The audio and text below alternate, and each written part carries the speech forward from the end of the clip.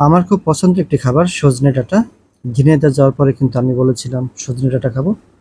তার জন্য মিতা আমার জন্য অনেক সজনে ডাঁটা কিনে নিয়ে এসেছে। এখন সেগুলি প্রসেস করা হচ্ছে।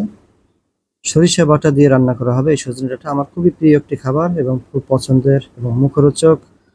শরীরের পক্ষে অ্যান্টিঅক্সিডেন্ট খাবারের মধ্যে যা কিছু প্রয়োজন সবকিছু সজনে ডাঁটার মধ্যে আছে। তার জন্য আমার খুবই পছন্দের একটি খাবার। রাতে বলেছিলাম সজনে ডাঁটা খাবো, সকালবেলা দেখি যে সঞ্জয় বাজার থেকে অনেক সজনে ডাঁটা নিয়ে এসেছে। সেগুলি প্রসেস করছিল মিতা। আরো অন্যান্য খাবারের সাথে আইটেম আছে, খাসির মাংস এবং মসুরের ডাল ঘন। এখন রান্না করা হচ্ছে সেই কাঙ্ক্ষিত খাসির মাংস, যা মাটন নামে পরিচিত। মশলা, তেল, পেঁয়াজ খুবই সুন্দর করে রান্না করা হচ্ছে। এখনই ঘ্রাণ পাচ্ছি। আজকের খাবারের আইটেম দুপুরে আমাদের এই খাবারটা হবে। সবাইকে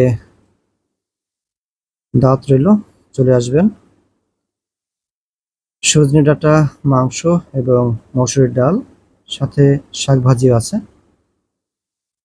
ভরপুর খাওয়া হবে আজকে।